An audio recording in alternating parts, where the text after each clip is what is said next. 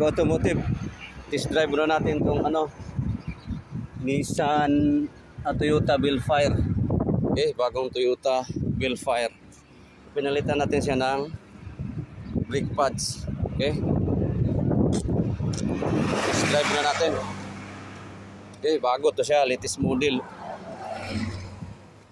Toyota Belfire. Ang gandahan sa likod, ang ganda sa loob. Yan. So testing na natin. Bagong modelo to siya, mag-automotive. Okay, ito yung park brake release. Yan.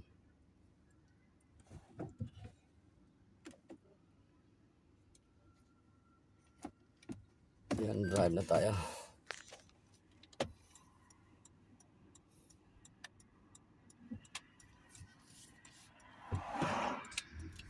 There we go. So okay yung okay yung electric park brake ng automotive. So sa mga previous video natin, pinapakita natin sa inyo paano siya i-release yung park brake, yung electric park brake. Okay, manually. Pwede din kayong gumamit ng scan tool pag-release, but yun ang pinaka-easy. Tapos baklasin mo na and then press mo yung piston. Okay, so dito tayo sa area. Latest model.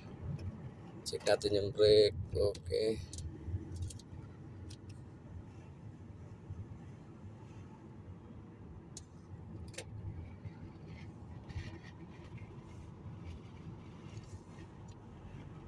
So ito yung testing area natin.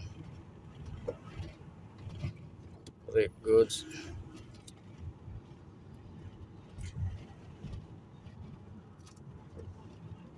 So ganun lang mga automotive. So after nyo siyang i-repair, test drive nyo. Okay.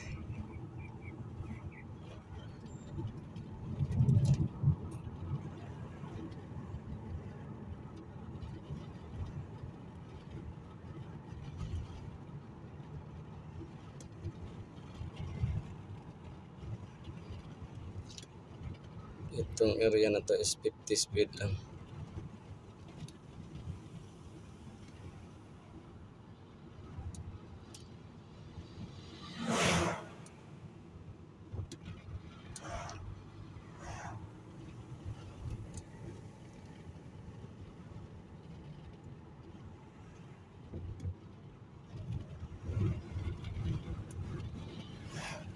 Maganda ng panahon ngayon. So yun lang mga automotive. Thanks for watching.